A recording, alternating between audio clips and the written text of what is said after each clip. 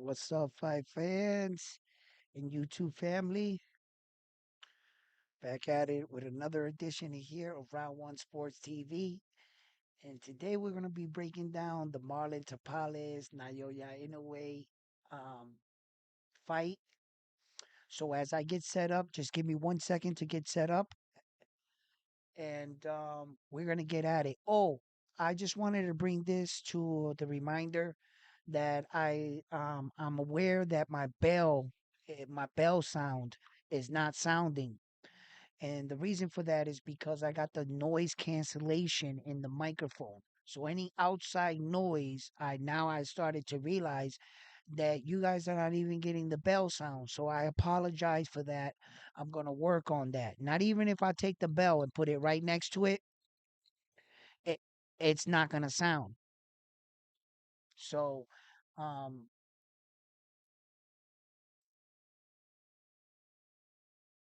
so I'm gonna get let a couple people just join on and join the stream.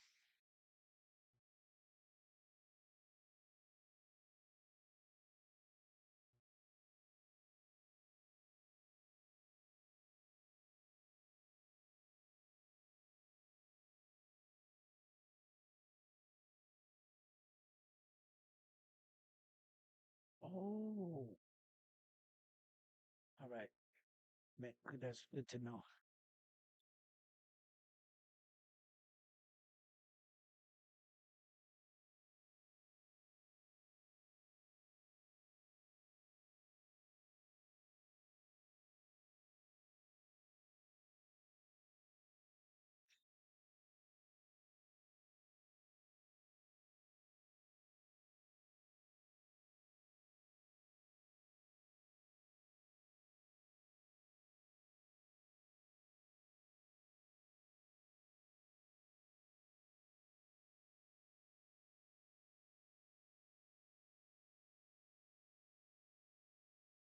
Well, what I wanted to do is break down this fight against Marlon Tapales and Naoya Inoue, the Japanese fighter. I didn't really have time to make a tape doing the transition with everything that going around. So I just wanted to um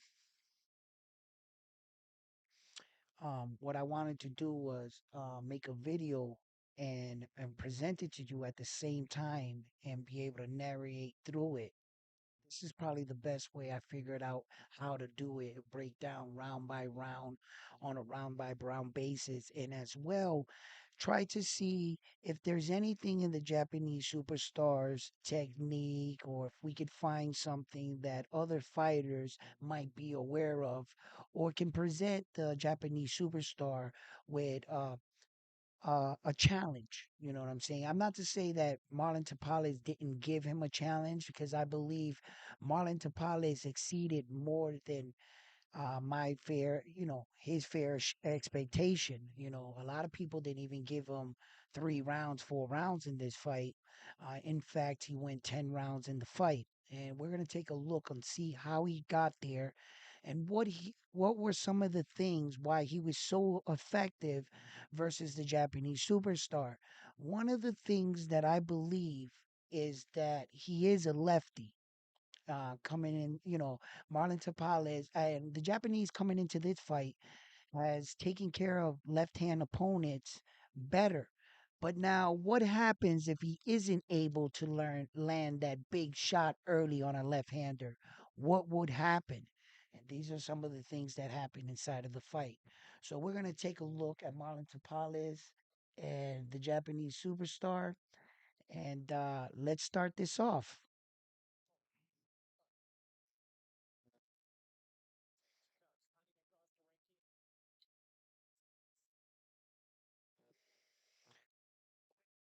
Ooh, that was a good body shot.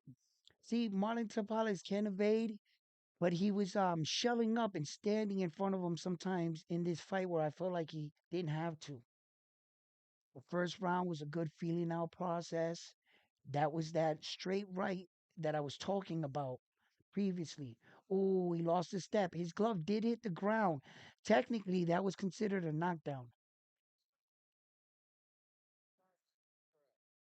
Tabales' feet are in the inside. His foot is not supposed to be on the inside like that. His foot is supposed to be on the outside of the Japanese superstar. See how he was having his foot? Now, for a fighter to do that, I felt like he was trying to set or bake the Japanese superstar into something big. The Japanese superstar didn't, bait in, but he did give him something for being there. Oh, nice 1-2 straight. Oh, it really does look like the Japanese superstar is baiting him. This is a high level chess match right here. And then Tapales started to utilize a little bit of the Filipino shoulder roll. Look, he has great head movement up, down, upstairs. And the Japanese superstar reminds him, gives him something back. And this, see, he goes down to the body. Japanese superstar is still staying like a little mid range, a little out range, but not committing in the inside. But with his blazing speed, oh wow! Speaking of which, ooh, nice up and down for Tapales inside between the guard uppercut. That foot placement, they were fighting the same thing. Good body shot for Tapales. Good 1-2 up. Yes. Oh, see, and this is where I feel like Tapales should have stood still. See, he had good success. He was pressuring. Now get in, get out. You see, right? He doesn't have to stand there for those shots. Nice one over the top. Ooh, good one for Chapales. Good body shot for the monster. The monster. Oh, nice 1-2 for the monster.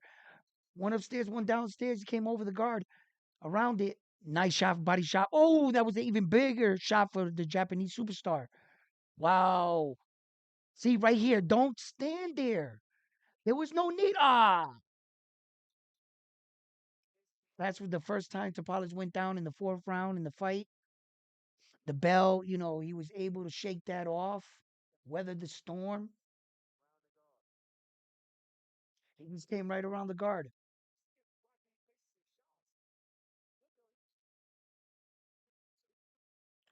Oh, he has the monster in the corner. He's doing some good work against the ropes. Ooh! Oh, the monster's body work is just vicious. Wow, and his speed. He's just overwhelming him. See, and Tapales is standing there taking shots. He should have just been circling out. He didn't have to stand there like a punching bag and take all those shots. And he wanted to show him, you can't hurt me. That wasn't the tactic. And you got to be smart with your aggression. It's good to show that you're not. Good, nice. Oh, Tapales, 1-2 uppercut. Good shots. The monster returns. Tapales, look, he needs to move a little more. The Japanese is just snapping off combinations. And then the Japanese lets him think he's going to stay there, let him hit him once. Look at, oh, nice. And they were just exchanging, going back and forth. Yeah, you can't just sit there and admire his work. That was a good uppercut by Tapali. Split the guard right there. Ooh, nice sneaky body shot by the monster. Ooh. Nice exchange. Good shot by Tapales. Good. Oh, nice over the top by the Tapales. The monster answered back. All that more partially blocked. Partially blocked. Oh, nice straight. Ooh. Oh, that was a good one. Nice little body shot. See, the monster's relentless in his forward pressure attack, while still Tapales is putting that foot in the inside. Oh, snapped him. That monster has that one combination going all night. That one downstairs, upstairs to the body, and right when you try to throw your jab, he meets you with that. Wow, he's just his twitch-like muscle reflexes is just he just flinches. He's oh nice 1-2 jab. Oh. One jab, two step. Oh, that's straight. Mm. When he started doing the Filipino Figaro, see, it's when he had his most success with him. I felt like Marlon Tapales really won that seventh round right there. He did his best work in that round. But although you cannot give the Japanese superstar the same look all the time, so he was gonna have to switch it up. Oh, nice sneaky right. And notice that the Japanese superstar's hands are starting to get lower too, as well as the fight's progressing. Look where his hands are. You see? You notice that, right? So now he's feeling like he can punch from the waist side. Oh, and Marlon Tapales wakes him right up. And look where his hands are now. Oh, the Japanese superstar. Wow. Wow, that jab is just something else. And you can see that Marlon Tapales kind of abandoned the jab. Where's his jab at? You see, these punches are starting to hurt. At this point right here, he had took a lot of damage. And you could see that he's not even reluctant to throw the jab that much. He's trying to wait for a big punch. And these punches are finally starting to catch up to him by this point in the fight. Oh, he's still dangerous, but the Japanese superstar is really just oh on another level. He looks fresh. He looks strong. That punch hurt him hard, and that was the end of yeah. That was it. Yep. And he's not gonna make the count. Wow. Interesting enough, that was a great performance by the Japanese superstar. And I look, I gotta give it to Tapales, Marlon Tapales. Um, he he he he exceeded my expectations for him, to put it that way, mildly, right? I didn't think that he was gonna truly give the Japanese superstar this much of a problem, this much of a puzzle to solve for the Japanese superstar. I thought he was gonna figure him out a lot faster. Now, had Marlon Tapales came in with the same game plan, I think he would have figured him out. If he kept giving him the same look every round, I believe a part of his success on that night was that he was switching it up, and he was having the Japanese superstar had to reset and to rethink at times. And that's one of the things that I believe you're going to have to do in order to defeat him. Okay. Another um, Another fighter that I wanted to take a picture from was Donito Donaire. Now, when Nonito Donaire fought him the first time, um, he was forward with him, and he was exchanging punch for punch. Okay. Now, it also showed that the Japanese superstar was willing to exchange with you, but you know, um, he did get hurt early. And you have to take that in consideration in a fight, that if he took that kind of injury, how would that play out on his performance? And obviously, that puts you in a situation that you don't want to take certain or put yourself in unique situations so that you can perhaps take a hit. If you didn't have that cut, you would have probably got it in the inside. So that kind of alters the fight, you see. Um, so but I did take a page from Nonito Donaire, and he showed uh, that yes, league level boxers can stand there and trade with him. Now, what you're also going to have to do is switch it up a little bit. Nonito Donaire, um, he did kind of switch it up during rounds, as you can take a look back at that fight. He basically fought the same way, but he didn't show him all his punches. See, Donito Donaire has a selection of punches, You see, he showed him this many punches in this round. He showed him this kind of punch in the other one. Instead of throwing his jab straight, he started to loop it in the next round. Those were um, key things that a veteran fighter like a Donito Donaire, a Hall of Fame fighter, can do.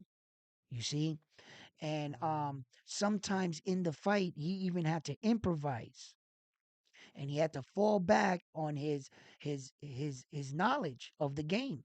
And how many times has he been in a situation like that, and he always told himself, if I'm in this situation again, I will do it like this. And I'm pretty sure the Japanese superstar had him in trouble in that fight, and he found himself trying to survive and close out the rounds in some moments in that fight. You see? So experience does pay off. Okay. As you can see here with the Marlon Tapales, Marlon Tapales, um, he showed him different looks. The one thing I believe he shouldn't have done was standing in front of him. But let's talk about the things that he should have done. Okay. Um, I think he should have worked his jab a lot more. He shouldn't have abandoned the jab. I think he should have been a little bit more patient with the jab, okay, um, and keep it, okay. Try to set up things off the jab continuously to try to also punch with the Japanese superstar. I know that sounds crazy. I know it sounds crazy, but if you can already get him in an exchange with a punch, you got him throwing the punch um at the lowest level. You have to understand that until he catches on and then he tries to set you up. That's when you don't want to exchange with him no more. Okay? Meaning when he's throwing punches at you, yeah, they're hard, but he's not really sitting down on them. So it's either like a jab or straight. Yes, they're hard. Every punch is hard. Okay. But at that moment, I would rather exchange with him in that moment rather than him coming off a combination and throwing a big punch. You see? Now he's been setting up that big punch. If I can alter his trajectory by exchanging punches with him and not allowing him to set up that big punch by giving him something and snapping his head back, now he's getting out of trouble. You see, he didn't get in to throw the punches he needed to throw the one he wanted to throw. I interrupted that flow by exchanging with him. But if he sees and he catches on that you're exchanging, he's gonna sit down on his punches and want to exchange with you. He's gonna gamble on the fact that you think you hit harder than me. Okay, and you're not. Don't exchange with him there. See, you got to pay attention to his feet. Okay, whether he's hopping and planting himself quickly, is he just sliding his foot so that he can brace quickly? Is he on the ball of his feet? And these are all things that you're going to have to pay attention to. Now, what do we know about the Japanese superstar?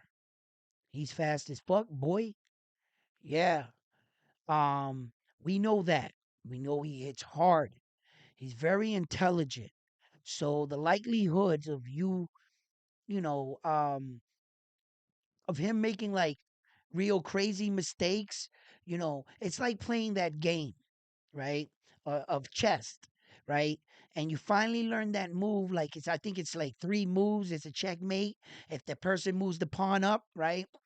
And as soon as you learn it, right, you want to go out and show everybody the move, right? And you might catch one or two people until you play a chess player that he goes no, and he shuts that down. Now what are you gonna do? Now what are you gonna do? You see? So it's like when you're playing this, the Japanese superstar, sometimes he's that much more ahead of his own opponent. Okay. So he's baiting you. And sometimes he needs to give you comfort if he saw he couldn't get at you.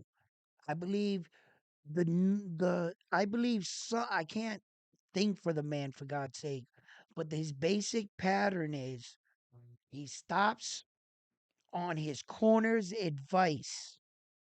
This is because Shingo and them tell him to do this.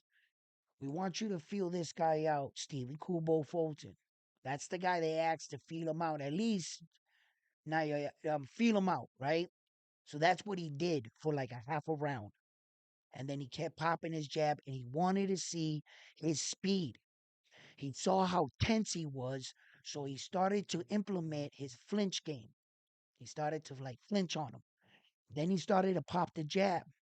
He started to read stuff from those moments, right? He knew he was tense.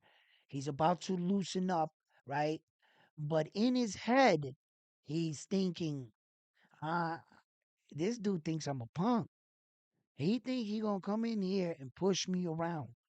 So his like he was aggressive. He was really aggressive on that night. And so Fulton, right? He listen, people can say whatever they want about Stephen Kubo Fulton. I'm gonna tell you right now, that was one of the best versions of Stephen Kubo Fulton I ever seen. It truly was. You can tell that Stephen Kubo Fulton didn't fall for any of those tricks. Not none of those traps, none of those. The monster Naoya Inoue, if he was gonna knock out that American fighter, he was gonna have to earn it. Okay, because Stephen Kubo, he saw, yo, when the Japanese superstar started to feign on him and he started to go like this, Stephen Kubo Fulton didn't fade into that. He was an intelligent fighter, and the Japanese superstar read that from him. He knew that he was an intelligent fighter, and he knew he couldn't catch him with those stupid, like amateur moves, three moves shit. You see, he wasn't going to be able to do that to him. So when the fight is like that, you're going to have to break your guy down.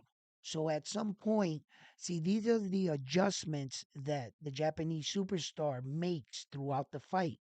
And the elite fighters are able to do such adjustments, which adjustments are critical in a fight. I always talk about this and I say to you guys, you know, good fighters can have a fighter figured out between 8 rounds and up. He got the guy figured out, you know.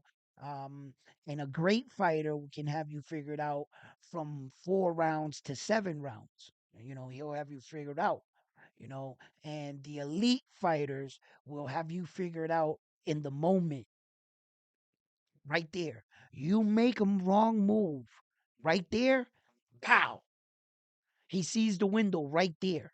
That's how the the Japanese superstar, excuse me, knocked out Donito Donaire, a Hall of Fame veteran fighter that has a great ring IQ. He's smart. He knows how close he can get to a guy before a guy's gonna hit him. From on average of how he does it, right? He knew where he was. That's why the shot got caught him by surprise. When he got knocked out, he never saw that punch. And that's the worst punch to get hit by, a punch you don't see. Donito Donaire did not know where that punch came from. Okay? In his experience, when he's this close like this, in order for him to see that window, most men would have saw Donito Donaire coming forward and they would have covered up. They would have took that opportunity to cover up, to see where he's coming from. The Japanese superstar, in a split second, said, nah, and fired off an amazing shot. You got to understand how fast that was. Here's the man that broke your orbital bone. Here he comes. He's going to get that hook, and no hook for you. You know what I got for you? I figured out the solution to that hook. It's this big right hand, and it's going to go and it's going to wrap around your jaw right here. As a matter of fact, get familiar with it. We're going to, if you want to know where my fist is at, send email to yourjaw.com because it's going to be living right there. Okay? Ching! He knocked him out. Bro, that was some high level skilled shit. He knocked him out in a way where, like, you sucker punch a person and you're that confident you're going to hit him. Cause you know you're gonna hit him. He doesn't see you coming. He right from the side angle. You got him. He all this is open right here, right? And you just cock back like right, and you catch him. Boom, right? Okay. That's what kind of focus and power he channeled to punch that man in that split second. With a punch that he threw it, like, you know what I mean? Yo, Dunero is out. That's what I talk about elite fighters. He is an elite fighter. The Japanese superstar is doing stuff. I'm trying to tell you guys that, like, I would fantasize about. That's kind of stuff that you would fantasize about in your house, winning a world title and knocking him out. Kind of similar to all his knockouts. We can sit here and there's just he's just got highlight reels after highlight reels of knockouts. You know, um, in this sport, live by the sword, die by the sword. Okay. There has been many fighters that have been knockout artists that ended up getting knocked out. Julius Jackson was one of the best knockout artists. He has some of the greatest knockout one punch, like your soul just leaves your body type punches. Like he wasn't just knocking dudes out, man. He was putting them to sleep. He like really like they're like, and they couldn't get off the ground. They're like, bro, and he was just one hard hitting individual. But that's how every time he went up for a world title or won one or went to defend it, man, he got knocked out. You live by the sword, you die by the sword. God didn't bless him with the best jaw, I guess, neither. But he gave him an amazing right hand, you know, um, and those are big hitters. Men like George Foreman, Mike Tyson. Those are some guys that hit extremely hard and they didn't get knocked out too. And then you have some of the greats that never tasted defeat. You don't got too many of those, but you know, you ain't got no highlight reel on them, man. You can say what you want. You can say what you want. I hate him for this. Fuck him for that. Whatever, whatever. You know what you don't got? Him on a highlight reel getting knocked out. Never. Yeah, yeah, baby. That's our American boxing, Afro American excellence boxer. What I mean? I'll give them all the titles, whatever titles you want to give them. You know what I'm saying? Because, that's what, you know, uh, uh, that's what hard work and dedication can get you success, you know, and any man and woman that would like to achieve it, it's achievable. It's achievable. He showed you that it can be done. There has been men before him, and there will be men after him. And there are men currently right now that will stand on the side of him, okay, as a legend. And it can be done. It can be done.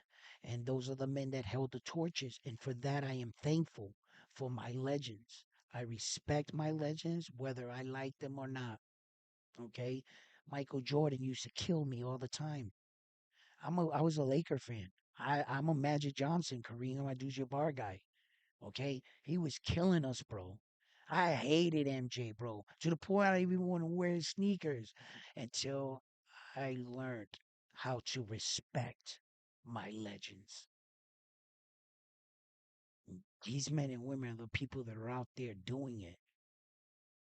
And then you start to see the ugly side of every sport and why sometimes they pay him these ridiculous contracts.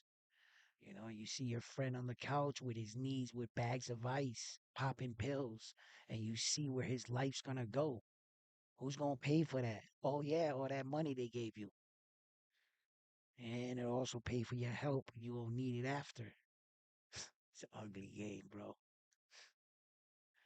But I tell you, you know, uh, I always pay respect to my legends, and for that's why they're on my walls. Whether I really love them or not, that doesn't matter, bro. they are who they are. And I I talk about them as legends on what they did in the fight game. You know, there were some spectacular moments I've had in boxing. I remember when I used to see Arturo Gatti fight, and there was never a boring Arturo Gatti fight, not that I've ever seen. And that man was just, he was just, you know, he was fun for TV. He was fun for boxing. He really was, and he was that type of. He would give you those kind of fights where one guy would be cut, he'd be cut, and he bam bam, and he goes down, and the other guy gets up, and he's like, "Let's go!" And the other guy's like, "No, quit in me!" And then boom, boom, boom, boom, and like the Mickey Ward fights and shit. Those kind of guys were great fighters and they were exciting fighters, and watching them come back, I've seen Arturo Gotti getting his ass whooped. Like, I forgot exactly who it was. I should look it up, right? And I saw him getting like beat that, and yo, he came back, bro. He came back in the fight, bro. Listen, those boxing moments really, you know, uh, that's what I was living for. I was like, yeah, made me want to leave my house and go out in the street and be like, yo, what's up? And start throwing jabs at the kid next door and shit. You know what I mean? Um, I, you know, it was just a crazy time. And then in those eras, in those moments, the greats taught me something. The greats taught me something.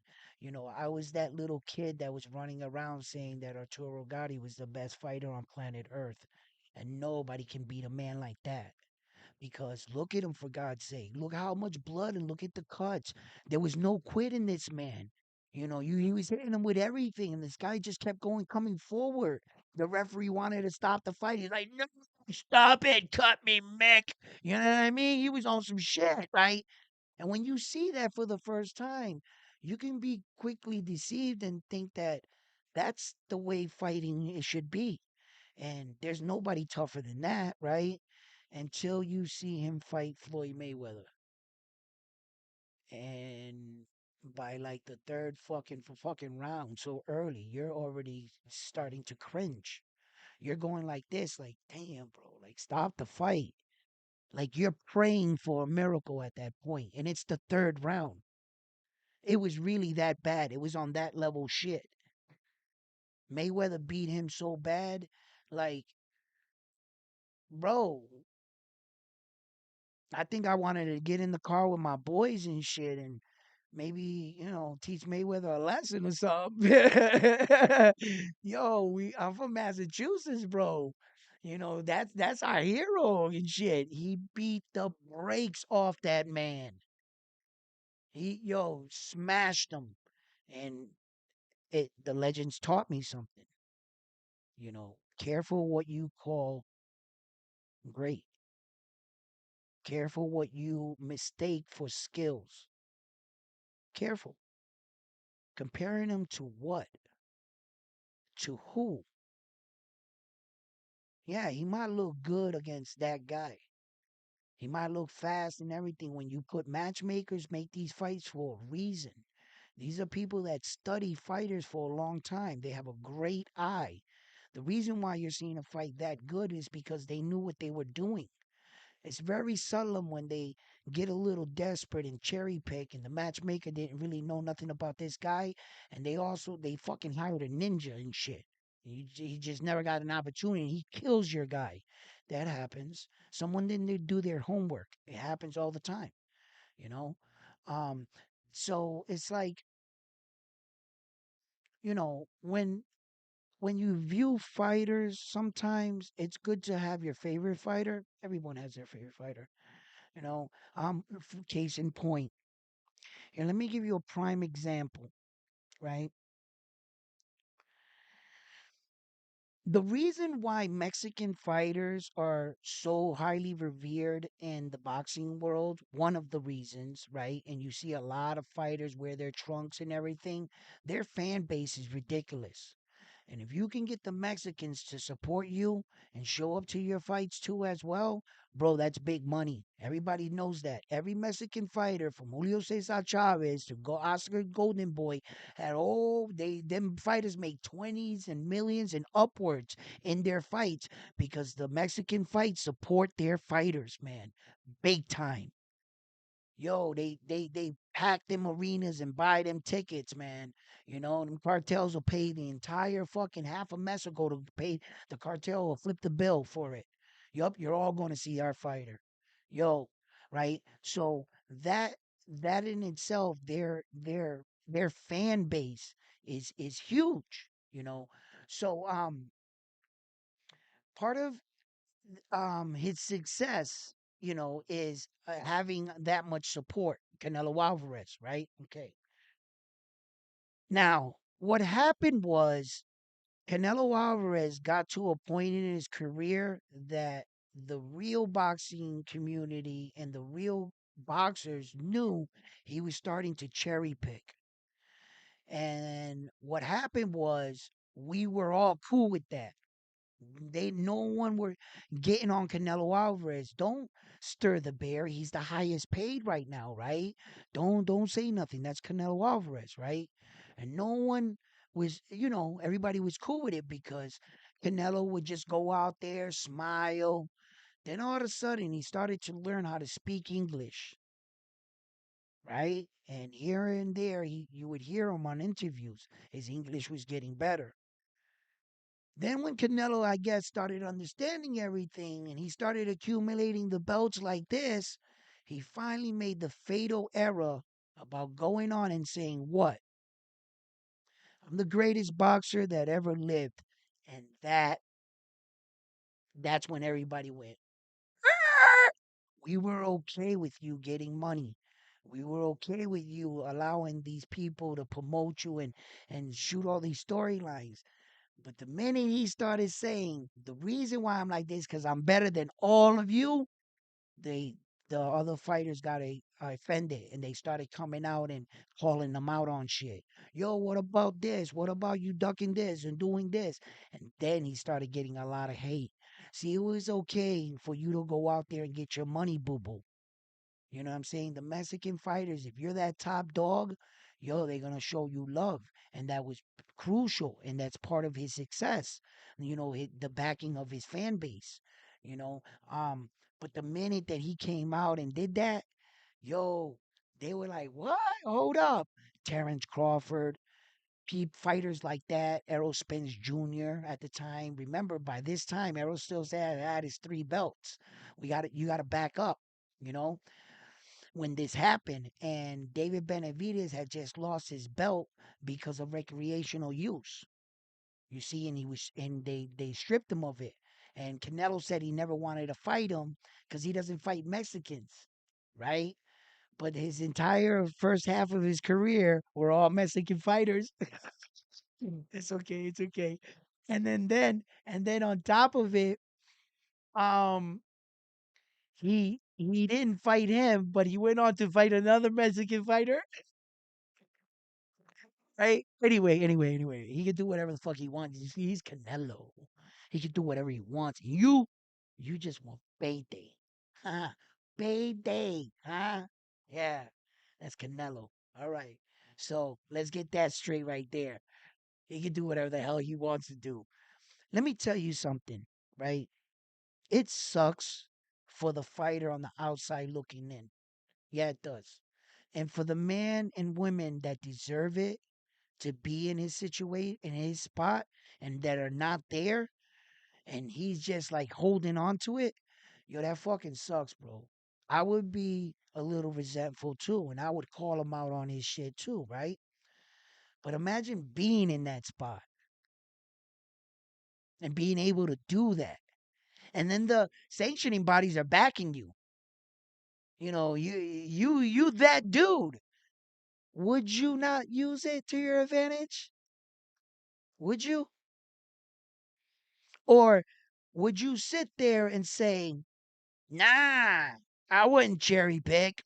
Nah, I'll be fighting the best." You know why? Because that's easy to say. Talk is cheap. You have no idea the wars and the battle that this man went through. You have no idea how perhaps today, you know what I mean? Sometime throughout the day, he shakes a little from some of the punches he took. Throughout the day, he forgets why he's in this room. Why the fuck did I come down here? Right? You know, you have no idea the amount 60 professional fights will do to a man. I don't care, man. That's 60 professional fight. That's 10 more fights than the great Mayweather. Yeah, he's not undefeated. Okay.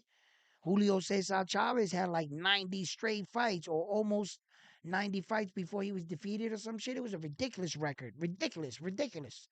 You know, some of these fighters fought a lot. And then you're not also adding in all the fights you had in the gym. Remember, we're not adding Mayweather or Canelo Alvarez. We're just counting them by 60 professional fights. We're not adding the 5,000 fights he had throughout the career in the gym. You know, you're not counting any of that shit. So these guys have fought for a long time. You know, you can have headgear that still punches. That shit still hurts. I'm here to tell you that that shit hurts. I I've never not got hit with headgear and the glove and my head stopped ringing. You know what I mean? It's still gonna ring. You know that shit hurts. So look, what I think is that some men are in different positions than other men in boxing. Not all men are considered the same when it comes to an individual sport. We have to remind ourselves that none of these guys are on teams. There are no teams in boxing. There's you, and there's what your status is as a boxer. Where are you in your career? Where have you brought yourself, and where has your skills brought you? Sometimes it's not always about skills. You can be real skillful, but real avoidable and not really giving your opportunity. But always stay ready. And when your number is called, be ready to perform. On those nights are the nights that you have to win. You can't be considered one of the baddest persons and getting knocked out like Chris Colbert. Chris Colbert wants the reputation of a killer, but and then he's getting knocked out like that. You see what I'm saying? You got to put in that work and you got to understand yourself as a fighter. Chris Colbert should have known that wasn't his division. You know, he might have wanted to just put in the work and lose that little bit of weight to go down to the division where he should be. You see, there's a lot of things that go into boxing, but make no mistake, the reason why I cover the Japanese superstar is because um I've said this on numerous of videos. It's what he does outside of the sport too that intrigues me, that keeps me in the position of saying, this is the kind of fighter I want to back. This is the kind of fighter like a Terrence Crawford, right? That's why I love Terrence Crawford. Because he's never out anywhere. You don't see Terrence Carter like partying or anything. And when if you see him, he's got like a t-shirt on and some jeans and he's like walking to his car from somewhere. Or he's never in the bar, don't going like this or wearing exaggerated jewelry pieces. And you see him in the paper with different women and none of that. That's why I can get behind the fighter like Terrence Crawford too as well. And I'm scared. I love me some Tank Davis, but every time I get up every day, I gotta admit, I think that I'm gonna go to social media and see Tank Davis and some shit. I really do. I really do. It's become to that. It was like almost every other month he choked some girl in a basketball game. Remember that? And then he did a hit and run. Right? Remember that? And then he got arrested while he was on charges with the hit and run. Right? Remember that? And then his girl called the cops on him, talk about he hit him. Remember that? And then it was like, I was like, fucking, are we seeing the rise and fall of Tank Davis right before our eyes? And it seemed like his coach, right? Every fight was like on TV, like crying, like, I see the real growth in a man that he is, and he's getting arrested while he just did that interview the day before it. His coach is giving him praise of the maturity and the level of maturity Dave Davis is showing him. The next day he gets arrested. I was like, man, come on. And then you got Shakur Stevenson, right? This, yo, anyway, you got Shakur Stevenson, right? He pulls up to a little gathering. They ask him to come at some bowling alley or pool hall, whatever. It's where the rapper, God rest his soul, Takeoff was fatally shot, right? In fact, Shakur Stevenson, they were saying that he came there with the guy accused of pulling the trigger. And he left there with the guy accused pulling the trigger. I don't know about you guys, right? But I'm going to tell you right now, if I pulled up to somewhere with someone and my man shot him in the head, right? That's called co co-defendants. That's what that shit is called where I'm from. And they say that's joint venture. It means if I was with you and I left and I fled the scene with you, I'm an accomplice. You just bodied somebody. I left with you. I'm saying to myself, how the hell is Shakur Stevenson walking around? Cause you know them cops is like, yo, we need to talk to you. They had him on camera. He couldn't deny it. I'm not saying nothing they don't already know. They legitimately got him on. I saw the kid on YouTube. It's all over YouTube. The dude got it out of the car with him. Same person got back into their car where they were, and he gets into the car with him. Now, whether or not he knew he shot him, that's probably why they didn't arrest him. I don't know if he knew he was the one that shot him. I wasn't there. I didn't see his face or how far he was standing from that man to this man. For all I know, yeah, they pulled up and Shakur Stevenson was on the second floor of the place. And then the dude shot him, went downstairs, was like, yo, we gotta go. And he was like, yo, why you wanna leave so fast? I'm hungry, bro. Let's just leave. And then he looks bad getting into the car with him, on some shit like that. And then Shakur didn't even know what was going on, and then, but once again, I said all of that to say this. Was I seeing the rise and fall of Shakur Stevenson during the time? Do you see the shit that they're getting involved in? You see, and a lot of these fighters, then you're like, man, I'm just gonna go on today and I'm gonna turn on the thing and Tank Davis is gonna be all over YouTube. That's how they got me feeling. But with the Japanese dude, bro, and Terrence Crawford, fighters like that, they make me feel like, nah, nah. Now, they have done some pretty impressive stuff.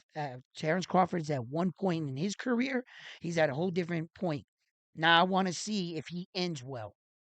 Terrence Crawford is at the tail end of his career. I want to see if he ends well. The Japanese superstar is in the prime of his career. I want to see where he goes from here. See, they're in two different areas and two different points in their career. Okay. So I view both men, elite fighters, champions, two different points in their career. One is not making the same decisions that the other one should be making at this point in their career. I can't put them on the same timeline. That's not how boxing works.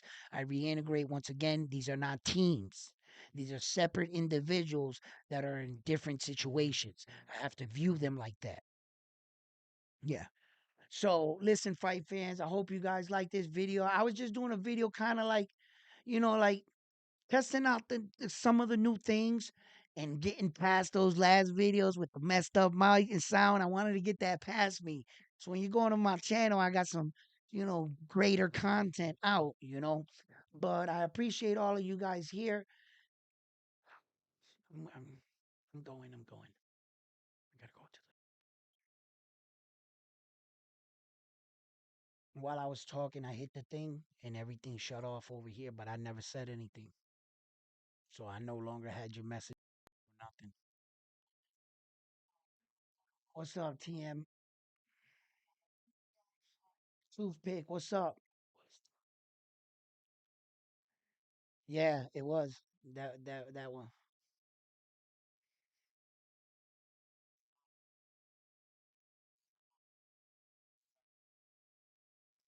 Yeah. So like look, just to to touch up on what what I was talking about, the Marlon Tapales, the Japanese superstar is really showing that he's a force to be reckoned with, but now I'm starting to think, who are we going to get to beat him? Who is going to come and finally present a challenge to him, and I don't think that there's too many men, you know um left. If he beats Luis Nares, is there any reason really you guys would want to see him at the 122? Is there any fight there that you guys must watch? That you'll be like, yeah. I mean, just not because. Does it really make sense? Like that fight? Like, okay, I know I would love to see him break Casamaro's jaw. Trust me, I would. But honestly, he hasn't deserved it. He doesn't have anything. It would just be a fight. Had like they not given Luis Nares this fight, I wouldn't have mind if it was Casamero. In this kind of situation, you see, that's where Casamero needs to be training right now, just in case Luis Nares gets injured. I hope he doesn't. I hope he does. I'm not wishing an injury on any fighter. But you never know. Shit happens, right? And you got to be ready for your opportunities if you're given that phone call. We talked about this, right? Okay. So, and it's always good to stay in shape, stay active, you know? So, if they call you on 10 days, oh, this dude got hurt. We've seen that before. We've seen that before in fighting. And then all of a sudden, you be like, there's your opportunity. You were ready for the moment. Then you're able there to perform well. And rather than taking the fight on 10 days and you only have real 10 days training and you go out there and get knocked out, and now those knockouts count. Regardless if you took the fight on 10 days notice, it might set your career back. And you might have been in line for a title. Guess what? That loss set you back. So, these are opportunities sometimes that you're not going to get every day. And remember, let's just keep this in mind. When you sign to a Naoya Inoue fight, from here on in, as of right now, you're signing on to fight for 4 belts. Not every man is just going to be given that opportunity. There are a lot of men right now that are saying, wait a minute, I was in line. Casemiro, what the hell have you done?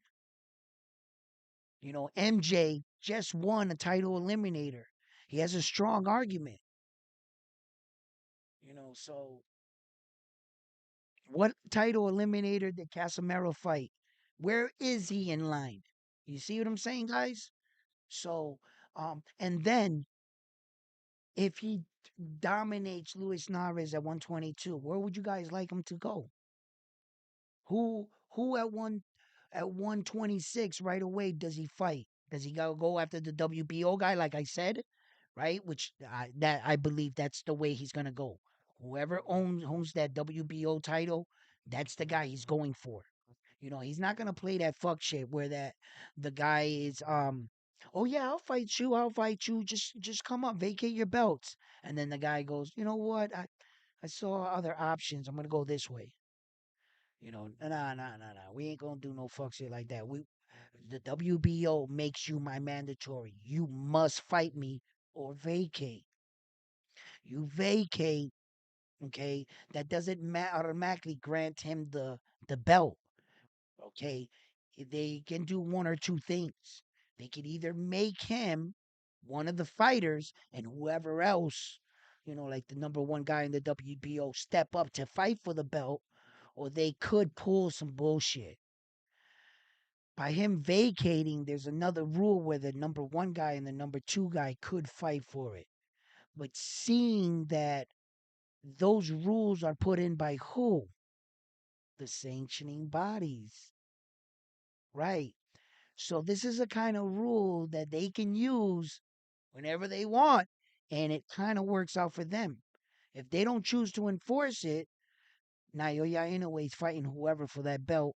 That's a big money fight. They're going with the money guy. It makes dollars and cents, right? What is the WBO getting out of it from not giving him the fight? What are they getting out of it? They want that champion, don't they? They want that kind of money, right? So that's the kind of way that he can at least solidify himself on the WBO. The other titles, if he was to go after that WBC and then the guy was to vacate it and move up, they'll play some fuck shit. Yeah, because there's a lot of legends that hit them favors. They made them a lot of money, you know. Because I really don't think that everybody's on the same page. Everybody's happy he's doing this. You know what I mean? I get it. I get it. But as for me, I'm a boxing historian. I'm a fan. I love to watch boxing actually, and I also enjoy uh, great skills, you know, and I understand as a fighter that great skills doesn't always look the same. It doesn't, you know. Um, and that's what the world is finding out about fighters like Navarrete. Like Navarrete. Navarrete was criticized a lot in his early of his career for his sloppy footwork, that horrible jab, him not really having a game plan every time he came out. He just was a spontaneous fighter. He was a type of fighter, but he understood fighting. And when you can understand fighting on a level like that, he's on that type of Bruce Lee shit. When Bruce Lee said, don't think for your opponent. Just let nature take its course. Wherever the fight goes, that's where you go.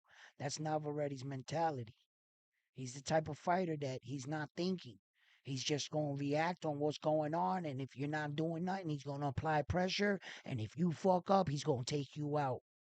Simple. But he understands himself. He's really good at it. But, there's a lot of things that come into being Navarrete. That's just one part of it. That doesn't make you successful just because he knows himself. You got to remember that Navarrete also comes with an iron chin. He comes with a big punch. So these are all traits you would also have to have. You see? And he also has a gas tank, Navarrete. He can all, and he's a volume player. He could throw high volume punches for a long period of time.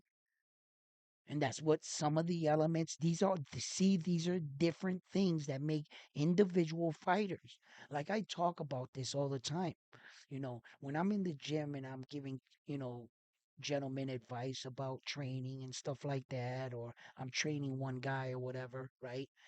Guys that have asked me before, they start messing around in the gym, they want to get in the Philly shell thing, and they ask me, and I go, I would never teach you that. I would never teach you that. It doesn't mean that I wouldn't teach it to a fighter. I've just never met the right fighter to teach it to because I understand that if you do not possess all of Mayweather's traits, you're not going to pull that off. You're gonna need his cat-like reflexes. You're gonna need his twitch muscles. Like the ability to like move like that. You're gonna need his gas tank. He never gets tired. You're gonna need his punch selection, his ring IQ. You're also gonna need his footwork, and then you're gonna need like unless you have all these God-given traits that he has, he was giving all these things, but it doesn't mean that that was going to make him the best fighter in the world. There has been other fighters in the world that had equally or even better than Mayweather. All those things. Zab Judah, right? If you're not dedicated and you're not constantly working on your craft, He Mayweather, what he did good, he kept sharpening the blade, and the blade just got better and better and better. He never went and saw that he had a nice blade and went out there and just chopped everything up and didn't think about ever going back and sharpen it. He'd go back and I'm ready. No, that's Zab Judah. Do you get it? You see, he was a real master at discipline. If you don't possess that trait, that's another trait you would need. Hours of discipline. I mean, he was the type of fighter that, he could fall asleep in a gym and be okay. Wake up the next day, it was like fun to him. When you guys came in through that door and he was there, he was gonna have fun. He wanted to fuck around, play like, hey, what's up?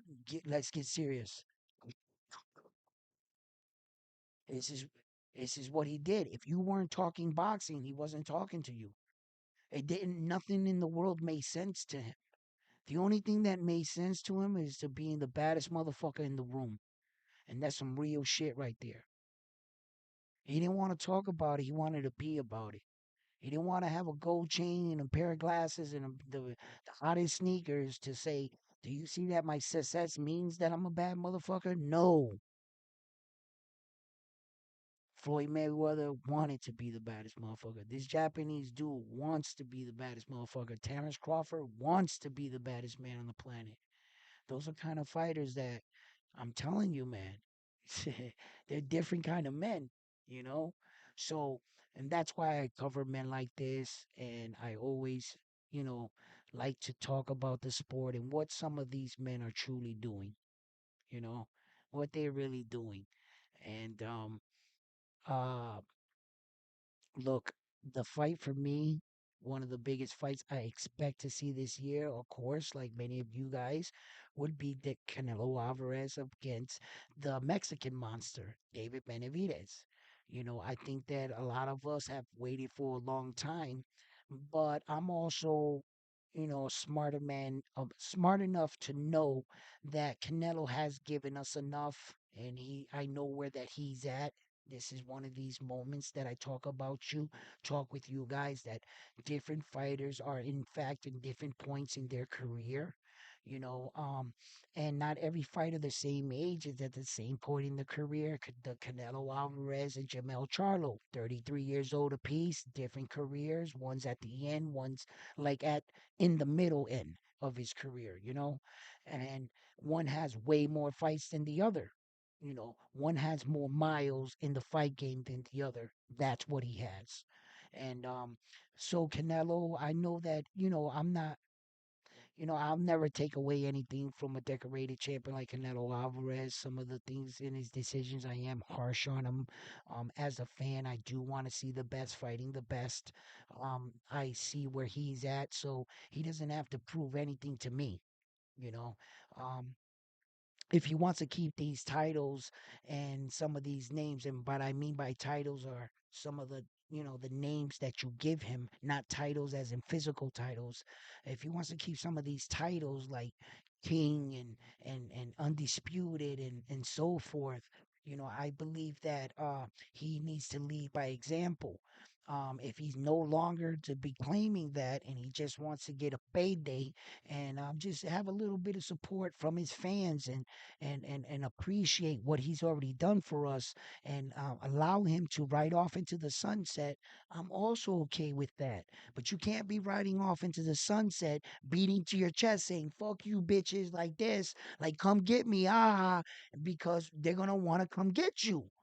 So, I'm not saying like, you could always talk shit in your fights, but he be boisterous about a lot of other fighters, and he be saying things about a lot of shit. I just don't want to bring up everything, but that's the sport. Once again, that he's in a unique, distinctive spot in his career. So, fight fans, I made the video about the Japanese superstar Marlon Taales, the unique things and the troubles that he presented to the Japanese superstar. One of the keys into his success is that he kept switching it up. One of the other things is that um, Marlon Tapales showed that you can stand there with him, but you're gonna need a better arsenal. You're gonna need one. Had he had the kind of arsenal that Donier had, he would have fared a lot better, because he was he you see, the wrong thing that I believe for Marlon Tapal is he stood there too much with the Japanese superstar. He wanted to show that he could take his punch just a little too much, and he might have took unnecessary damage. He could have avoided some of that damage, and then he could have utilized more of that, and used where he wasn't hurt, and perhaps even made it to 12 rounds with him. You know, sometimes fighters, you ever hear them say he's get a moral victory, knowing that he went to 12 rounds with this kind of fighter and he can kind of get a moral victory. Some fighters feel that that's an excuse and that's a form of weakness, that you were just mentally beat. You conceded that there was nothing else you can do. And then other fighters say, well, at least he knows himself, you know, and others like, nah, you got to go for the gusto, bite down on the mouthpiece, say, fuck it, let's go for it. And some men feel that way, however way you feel, that's up to you. And, but for these fighters, they got to understand that this is their legacy. This is their career. Sometimes you're gonna have to bite down on that mouthpiece. Devin Haney spoke about this the other day, where that he went back and watched the tape with Regis Progress, and he said, "I saw myself in the ring." He said there was situations and moments I should have went in for the attack. You know, he said, I was more disciplined. I'm proud of myself for staying disciplined. I'm never going to knock myself for not veering away from the game plan and listening to my coach. He says, no, I'm glad I did that. But, uh, for the future, if I'm going to be considered and I want to be, a little crowd pleasing, and that's the difference between the Japanese superstar and a lot of these guys. That the reason why he's getting hit is because he's going in. He's taking chances. You see? So Devin Haney talked about that, in fact. And he saw, and he was a little hard on himself, and he was like, yeah, nah. He was like, no, I saw that. I saw that. I'm gonna work on that. I'm gonna work on that right there. You see? So, because sometimes in a fight, you can allow the people and your coach to talk you out of your fight. Okay, they were saying, "Yo, this guy punched hard. You got to watch it. Listen, don't go running in there, kid. All crazy and shit. You know what I mean? This guy hits hard, right? Right? You got your coach. That's your coach, right? And you're like, bro, I can beat this dude. And he's like, I don't want to hear that. I don't want to hear it. You know what I mean? And he's like, keep your guard up and do what I tell you to do, kid. And so you're like, you wanna open up, but you remember what they told you. You don't want to lose. So you stick to the game plan. You stick to what you guys were going over day in and day out in that gym. You stay disciplined. To the fighter that sometimes um veers off the game plan, later in the locker room when he wakes up and they take the flashlight out of his eyes and he comes through, he can explain how he veered off the game plan and how it worked out for him. You see? And that's where David Haney didn't want to even give a fighter like such a big puncher like Regis Progress an opportunity. So he did the right thing, you know, but he also sees where opportunities are. And if you want to go down as a superior like legend and you want those kind of performances, then those are your opportunities you need to take. I also agree on that. So yeah, these are just some situations and moments and events in boxing that, that excite me and that I like to talk about in many different ways about what's going on. Ah, Jesus. Okay, let's get these messages. Daily dose. What's up? In my opinion, I was waiting to see what's in a 125 division fight for the best go for three-time division. That you love text typing, huh? Because it's mad easy. Typing them words and making that possible are two different things, homeboy, right? It's easier said than done. Um, Three division, all four belts. Listen, if in the beginning of time, I mean, way before this guy, one guy to do successfully two division with four belt has never been done until the year 2023. That not one but two individuals happen to do it, right? Now this is the birthplace of boxing, right? And it just took us to do two. You got no problem texting. Let's see if he can do three, right? Like that shit is mad easy. Bro, no one's ever even did two. Ever. And yeah, three. That's why I don't think it's gonna happen. That's why I don't think it's gonna happen. Because the odds of that really taking place where every champion just says, yeah, you know what? I'm gonna allow you to make history by beating me. And the history books are going to show I was the dumbass that let Japan become a three division. And I helped you do it because I had no reason in the ring with you because clearly you were just a better fighter than me. Or do you think that they're going to run? Do you think their countries are telling them, yeah, give them a shot at the title, Mexico? Yeah, help them out. You think the Russians are saying, you got the WA? You know what? You should fight that Japanese guy. He's going for three. Give him a hand. Yeah, you see them doing that, huh? Oh, yeah. Oh, your excuse is going to be they're going to pay him all this money.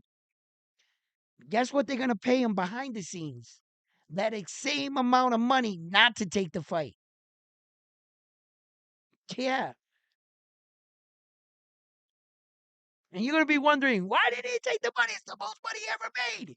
Bro, he got a duffel bag with that same amount of money not to take the fight. He ain't gonna tell you that.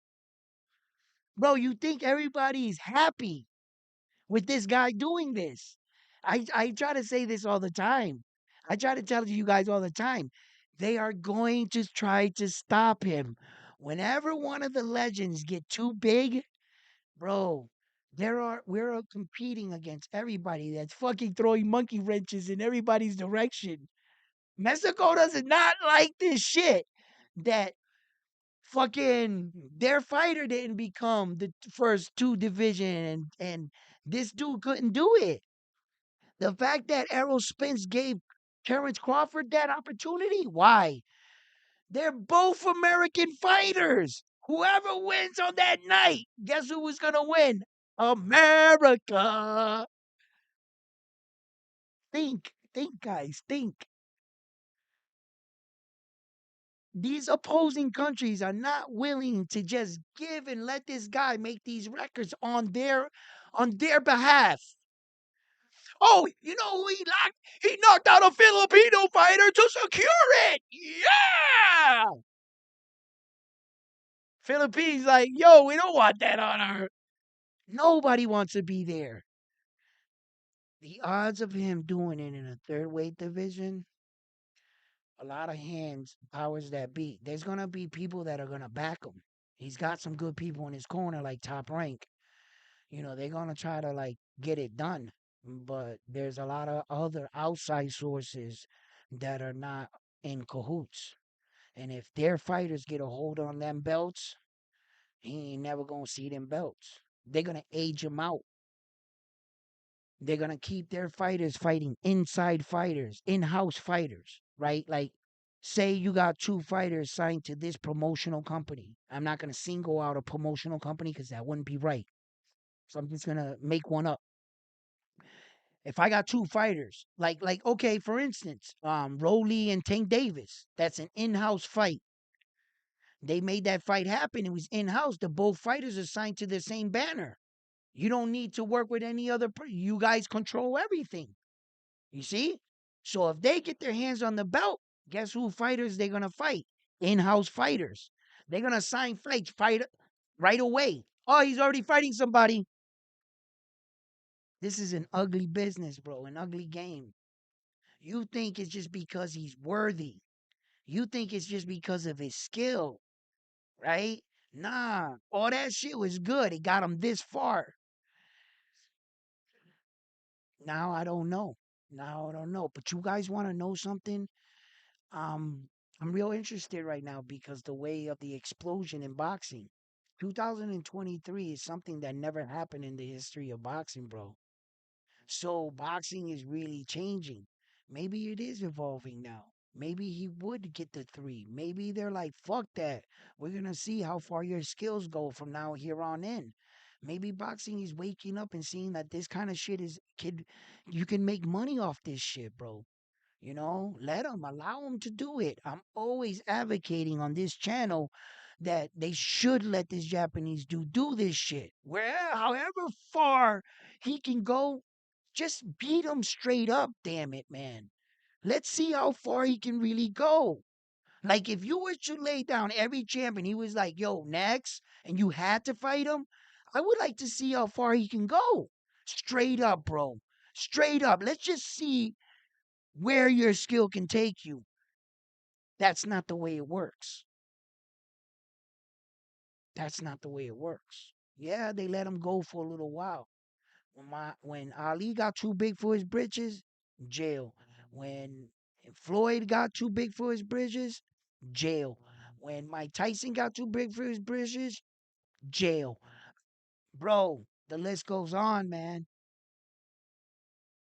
It goes on, man. And I never ever have gotten to see any of my legends not have an interruption in their career where that I can look back and say, had this not happened to him, he would have been a better champion. I find myself saying that all the time. And for one of the first times, that's why one of the things I always cover this Japanese dude, man. I'm trying to advocate for him. I want this support. I want us support the channel, man. Let's get these fucking videos out there so we can get them a little famous, so that at least I I trust he's gonna do the right thing. That's what I'm betting on. I'm betting he's not gonna let us all down. He's going to stay right, focused, and disciplined, and he's going to fight the fights, whether or not they give him the fights that I would like to see, and to see if his skill can take him as far as he can go. That's exactly what I talk about a lot on this channel, and those are my fears. Yeah, but Lay, that's when you tune into Round and One Sports Talk. I keep you informed of all these things and possibilities. And I keep my finger crossed that boxing is making a big change. And hopefully it stays the same. Uh they've given us a lot of great fights this year. A lot of big rules have changed. A lot of crooked people have left the game. A lot of networks left. A lot of new ones came up. Let's see where this goes. So until next time, fight fans. Wait, let me not just leave you like that. I'm gonna answer some questions here and some answers. Daily dose, bro. This dude still typing. I gotta read everything you did though. I didn't see. I didn't see. I didn't see. See. The money that. Damn. Okay. Yeah, I know he was banned. Yep. The money that was bringing from both Mexican and Japan fans for the first.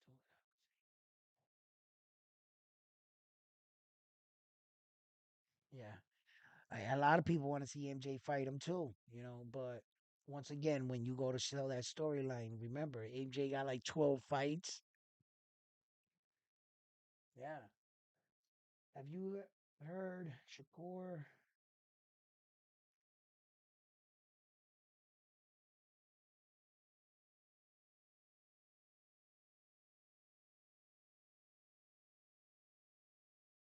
No, I didn't.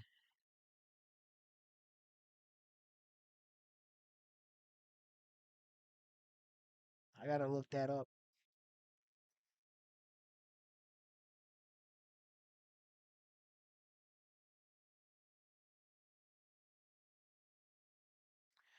Because that's why I I go back and I watch the YouTube and I see some of the shit talking, but when I kind of see where it's going or whatever, I really don't pay attention to that because as you can see on numerous occasions, Shakur has been caught either in a lie, putting his foot in his mouth, saying things he shouldn't be saying, saying fighters he's going to fight but never fought. So he's got to learn that sometimes, not every fighter has to go the same method. Try to reinvent yourself in another way, kid. You know, um, he's trying to do this Ryan Garcia shit where Ryan Garcia got all these social media followers. First of all, you don't got Garcia hair. And if you don't got Ryan Garcia hair and you can't comb it to the side with the pretty boy slick shit, Shakur, you're not fucking with him with on that comb over like that, bro. No, that's Papi Chulo right there, okay? So you're not gonna get those kind of fans. All right? You got the round lineup. Shakur Stevenson. All right? You know what I mean? Yo, Ryan be getting them bays, bro. Listen, he be getting them. But fighters always say a lot of things. And Shakur Stevenson said he's in a real interesting situation. He's now the 135-pound WBC champion of the world. You know what I'm saying? Um, who does he fight next? You know, in a perfect world, why isn't he fighting Tank Davis? Why isn't Shakur Stevenson Tank Davis fighting? Why isn't Vasil High-Tech Lomachenko and Shakur Stevenson fighting? What is all this talk about these other guys in different weight divisions? Pay attention to the guys in your division. What is all this distracting fights? The guy in your division, Tank Davis, that's one of the biggest fights in boxing right now. Why ain't you looking his way? There was a lot of talk between these guys. What? Not even 6 months ago. They were all over social media. And now that they're standing next to each other, see, that goes to show you that behind the scenes, I try to tell you guys this. The Americans ain't quick to put the Americans to take out the Americans. We're competing here. Why would I take Shakur Stevenson and have him beat up Tank Davis or vice versa when I need to make sure that the opposing countries don't take those belts back there? I need those belts to stay here. You know what I mean? We're competing. So, but at some point, you're going to have to meet. Like Errol Spence Jr. and Terrence Crawford, they cleared out the entire division. They made sure they were the last two men standing. Then they met. That's when the Americans should fight the Americans because we need to see who the top one is. And we got our answer. It's Mr. Terrence Crawford. He's the best American fighter in the world right now for our guy. Canelo Alvarez is the best Mexican fighter in the world right now for the Mexico. The Japanese superstar Naoya Inoue is the best Japanese fighter. Yeah. I believe I'm not sure if Marlon Taales is considered the best Filipino fighter. I don't know. I'm not gonna co-sign that. I don't know who the best Filipino fighter is right now. But that's how it goes. You see what I'm saying, guys? That's how it really goes. You know, it's not just one best fighter, one ring to rule them all. Unfortunately, there's no Superman. Naoya is close. He's fucking close. He's close. He's close. But and then you, it's like having Superman and Batman. That's what kind of shit they're on. Which one's Superman and which one's Batman? Oh, Terrence Crawford be Batman? Naoya Inoue Superman? Or Naoya Inoue Batman and Terrence Crawford Superman? Who would be? I would say Naoya Inoue is Superman and Terrence Crawford's Batman. Being that the fact that I believe that the Japanese superstar is a little bit faster. He's a little bit faster. He's strong. He's quick. So he fits like the Superman, faster than a steep speeding bullet type shit, right? Then I think Terrence Crawford's more like Batman, right? Because he's smooth. He's slick with it. He'll hit you with a shot you ain't see. You ain't gonna see it, right? He's calculated, position. He's like methodical, like Batman. You know what I mean? And he has great skills. Great skills. When you come to think about it quickly, you would say, "Oh, now you're in a way Superman, right? Like, oh, he's the stronger one, right?" But if you got a guy in the Marvel comics, right? Since we're hypothetically speaking here, you got a superhuman that can't get shot even in his eye with a bullet. That's constantly getting into a fight with a guy with no real superpowers, only devices, and this is his superpower, his mind.